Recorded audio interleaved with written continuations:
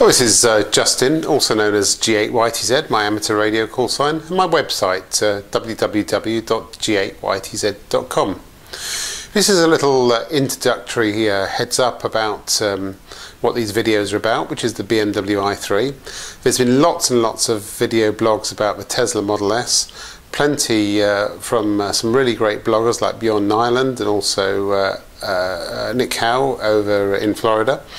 And there's very little been done about the i3 in terms of the ownership experience, what it's like to own an i3, how to order an i3, what options to go for, etc, etc. So I want to address that balance now, and over the next few weeks, months, I'll be blogging about the ownership experience of the i3, what a great car it is, how you should seriously be considering an electric car to not only help the environment, to actually get a better motoring experience. My wife Julie and I were completely converted to electric cars now. My next car will probably be an i3. I'll be getting rid of the old Mercedes at some stage when I've saved up the pennies anyway. But the i3 is certainly here for the long term for us. Now actually the i3 we've got now is actually the second i3. The first one that was delivered without one of the important options that we ordered. So that was actually swapped over for a new one. So we've actually had about 6 months of ownership experience with an i3. The first car was delivered fault-free, apart from the issue with one of the packages missing. And it's proved in its service of about 5 months and nearly 8,000 miles to be absolutely fault-free as well. Again, the new car delivered fault-free, and you know, so far in service completely fault-free as well. So it looks like BMW have really got the quality sorted on these cars. In fact, I'll also mention my father has a BMW i3, and again his car has been absolutely perfect, and his is about a year old now. So yeah, these cars are certainly well sorted and very innovative at all as well. So in terms of the car and the options to go for, there'll be another little video in the edit of this which will show a walk around the car and some of the options, but I will emphasise the options you have to go for in my opinion. Now, the range extender is an important option, I think.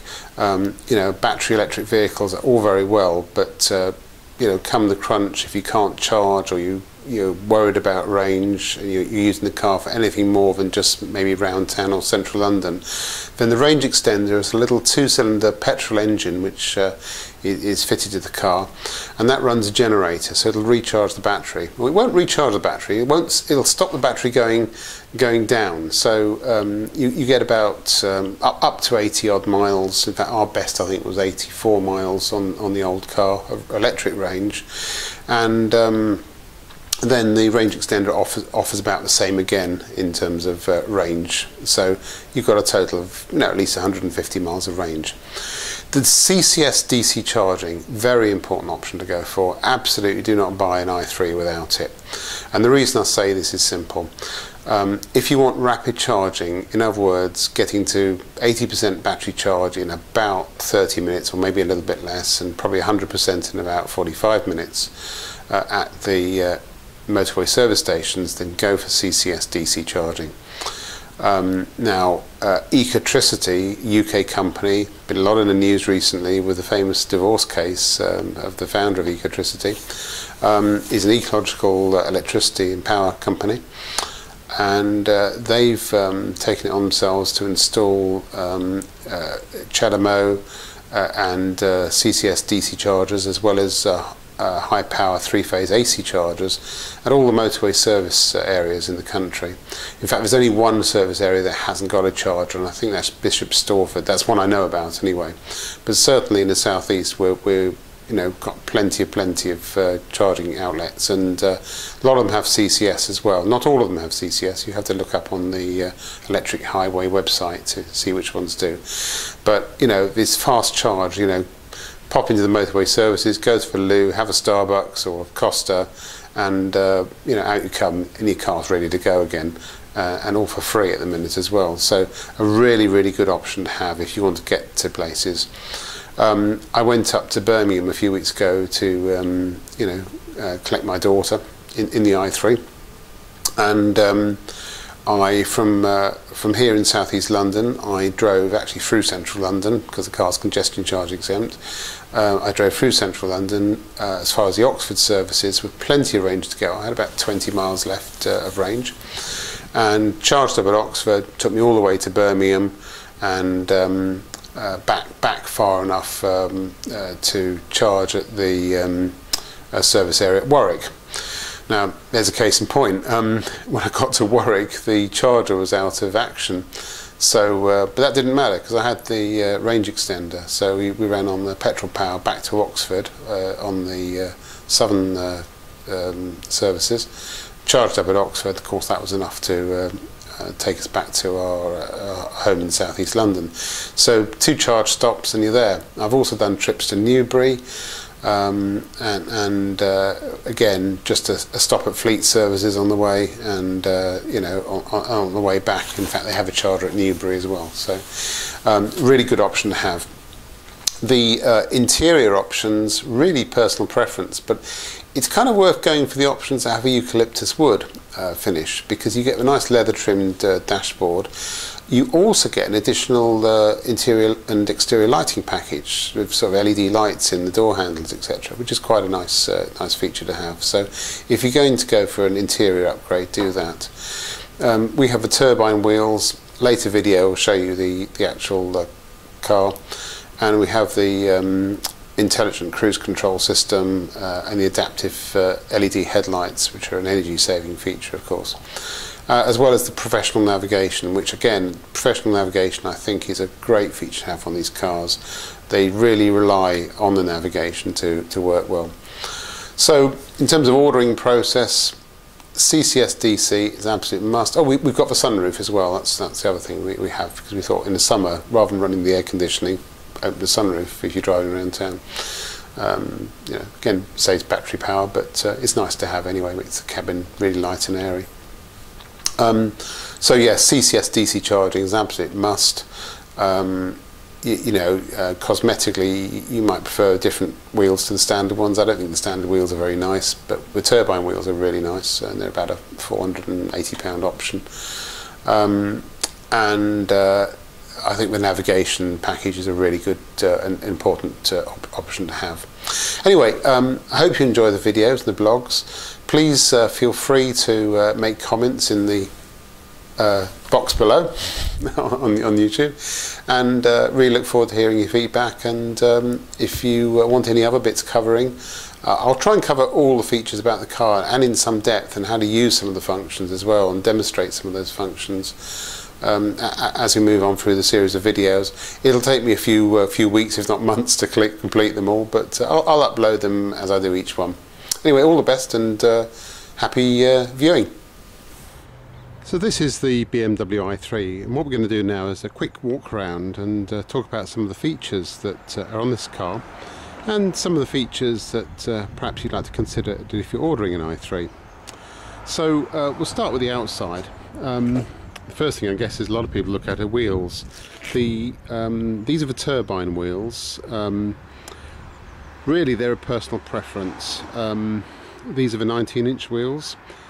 Personally, I wouldn't go for the 20-inch wheels, I think, or 21-inch wheels. I think they're more susceptible to curb damage and give a harsher ride quality, and they're not really detracting from the nature of this car. They do look nice. I think these turbine wheels are a good compromise between the basic wheels, which are rather boring to look at, single colour, and you know, some of the other designs on the market. The other thing you'll notice about this car is there's a fuel flap in the front wing. This is the fuel filler for the petrol. This is the range extender model. And walking around to the back, the other thing you'll notice is the charging port. Now, the charging port on this car has an additional little socket underneath, and that's a DC CCS. That's an optional extra, and it's certainly an optional extra I would thoroughly recommend you take. It's easy to tell whether a car's got CCS. Now, if we pull the charge port out, this second little flap underneath is the DC charge capability, and there's a little hook here to hang the plastic pieces on. So a car of CCS has those extra 2 prongs at the bottom. One without doesn't have. It just has the live neutral earth and the data connections for the standard 7 kilowatt AC charging. Now CCS, what can we say about CCS?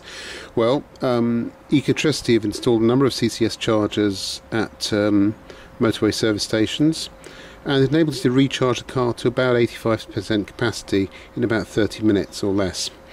So if you're going to take the car on a trip and you don't want to rely on the petrol, then CCS is a really good option to have. In fact, I would strongly advise you taking the CCS option if you're buying one of these cars, as from a residual value point of view it'll be an important feature to have. Right, the other little exterior feature on this car I can't get to right now is the reversing camera. We'll talk about some of the other features. So the interior of this car is what is called Lodge, Interior World Lodge, and it's a rather attractive woolen cloth material with natural olive stained leather, so it looks very attractive, and certainly an interior we're very happy with indeed, and it's extended to the door and door bins. Inside the car, I'll talk about some of the features this car has. Firstly, it has the professional navigation system, which you have more of later. If I switch on the vehicle, you'll see the 10-inch widescreen of the vehicle navigation system. That's really great, and we've actually had a car which had the standard business navigation in it, and I would thoroughly recommend the extra £960 spent on the professional navigation. Navigation is an integral part of an electric car, and finding charging points and everything else to do with the car. So that's a feature I would definitely not want to be without. Okay, this car, another one, it has a sunroof, which is kind of interesting, sort of T-bar type sunroof. Actually, it's one sunroof that opens, but you've got the middle strengthening bar as part of the chassis running along here. That strengthening bar is obviously part of holding the car together, considering there are no B-pillars in the car. It's coach-style rear doors, I'm sure you know already. There are no B-pillars, so that's obviously an integral part of strengthening of the vehicle. We also, on the steering wheel, and upside down at the minute, you can see the cruise control controls there. This is the intelligent cruise control, which uses a head-up camera just in front of the rear view mirror, and so that's another feature. Oh, another thing about the professional navigation, of course, you do get this touch controller as well, which is similar to other BMWs and indeed Minis as well. And it's very easy to navigate your way through the system. And of course there's voice control. Again, I'll be demonstrating in later videos how the voice control works. Right, what other features? Oh, one thing to say, if you go for the Interior World Lodge or the upgraded interiors, you also get an upgraded lighting package, and you know, lighting in things like the door handles on the outside, etc., which is nice to have. I tend to think the basic interiors are a bit basic, and you also don't get this this nice leather stitching and leather dashboard effect on the car as well. So again, I think money well spent. I think it's £1,500 that option. Sunroof, well, that's personal preference. The other thing I would go for is the winter pack. I think in the UK that's standard now, but the winter pack brings you additional battery conditioning, and air cooling, and also it brings you heated front seats. Now, in an electric car, heated front seats are actually quite important, because if you're in the winter and you're asking the heater to do a lot of work, then you're going to drain the battery faster. Putting the heated seats on is a great way of getting around that problem. But that's as I say, another couple of features on this particular car. The other feature, which personally I think is well worth spending, spending money on. I mean, I particularly like seeing at night when I'm driving, and you'll probably see that these headlights are adaptive LED headlights. I don't know how well you can see that on the screen, but the adaptive LED headlights give a very good light and use less energy as well. So, quick roundup on the car. The number one option to go for is definitely the CCS DC charging. That's an absolute, number one that you should go for. First thing you put as an option on the car. This blue cable you see is actually an option as well. The car comes with a cable that it's for 13 amp plugs and a charge port, so you can charge it but slowly. In the UK you can have installed for £100 from Chargemaster a 32 amp charger. The government pays most of that price, so do have it installed, but you'll have to spend £165 on BMW's Type 2 charging cable, which is also good of course for the public charging points. And actually £165 is about the cheapest you can find these cables. This is a single phase cable, it's not a three-phase cable, but that doesn't matter, that's all you need for the i3 and a lot of other cars. But £165 is actually a very good price, and it includes VAT as well. I don't think you'll better that on the web, so well done BMW for being fair with that price. Another feature this car has is parking assist and also the rear view camera. Again, seeing where you're backing up to is a great idea. Now we haven't got the solar glass on this, which gives you darkened rear windows, as I think. If you've got a darkened rear windows, I would thoroughly recommend you go for the reversing camera. If you haven't, it's up to you really. But the automatic parking is a feature which I'll demonstrate on this later, and is a really super feature to have on this car. Well, that's a quick roundup.